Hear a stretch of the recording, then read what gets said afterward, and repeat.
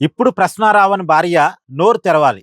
ప్రశ్నారావణ్ రాసలీలల విషయాలు బయటకొస్తున్న సమయాన అమ్మాయిలని బ్లాక్‌మెయిల్ చేశాడు, వాళ్ళని డబ్బులడిగాడు, వాళ్ళ మీద లైంగిక వేధింపులకు పాల్పడ్డాడు అన్న విషయాల మీద వాళ్ళ భార్య, తను కూడా ఒక అమ్మాయి కాబట్టి మాట్లాడాలి. గతంలో ప్రశ్నారావణ్ అరెస్ట్ అయినప్పుడు ఆమె ఒక వీడియో రిలీజ్ చేశారు. సరే ఆమె చేశారా? ఆమె చేత ఎవరైనా చేపించారా తెలీదు. కానీ ఆమె అయితే ఒక వీడియోని బయటకొదిలారు. ఆ వీడియోలో ఆమె కూటమి ప్రభుత్వాన్ని క్వెషన్ చేశారు. ఏవండీ గతంలో పవన్ కళ్యాణ్ గారు మాట్లాడితే తప్పులేదు. పవన్ కళ్యాణ్ గారు మాట్లాడిన మాటలు నా భర్త మాట్లాడటం తప్పా? నా భర్తను ఎందుకు అరెస్ట్ చేశారు? నా భర్త కోసం నా కూతురు ఏడుస్తుంది. వాళ్ళ నాన్న కావాలని అని జెప్పేసి ఆమె కొద్దిగా ఎమోషనల్‌గా మాట్లాడారు. నిజంగానే ఆమె బాధను మనం అర్థం చేసుకోగలం. ఆమె భర్త అరెస్ట్ అయినప్పుడు ఏ భార్యకైనా ఆ బాధ ఉంటది. దాన్ని మనం అర్థం చేసుకోవాలి కూడా.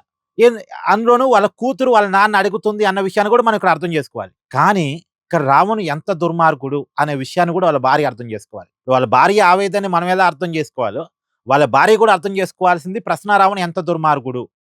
ఇప్పుడు అతని మీద పెట్టింది ఏదో పవన్ కళ్యాణ్ తిట్టాడు, చంద్రబాబుని తిట్టాడు అనే కేసులు గాదు. అతని మీద పెట్టింది ఉపా చట్టం.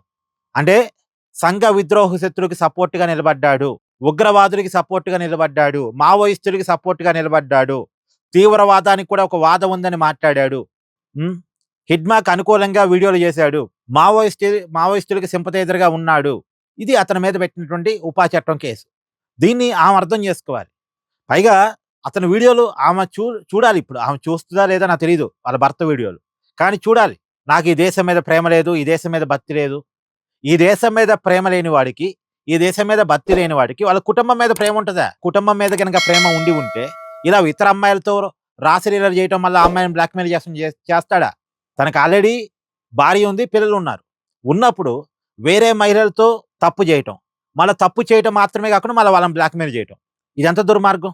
ఈ విషయాల మీద వాళ్ళ భార్య మాట్లాడాలి ఇప్పుడు మరి. నిజానికి ఇది రావణ్ ఆమెకు చేసిన అన్యాయమేగా.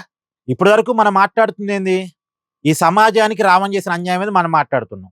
ఈ దేశానికి రావణ్ చేస్తున్న అన్యాయం మీద మనం మాట్లాడుతున్నాం. ఈ దేశం మీద అతను చేస్తున్న కుట్ర మీద మనం మాట్లాడుతున్నాం.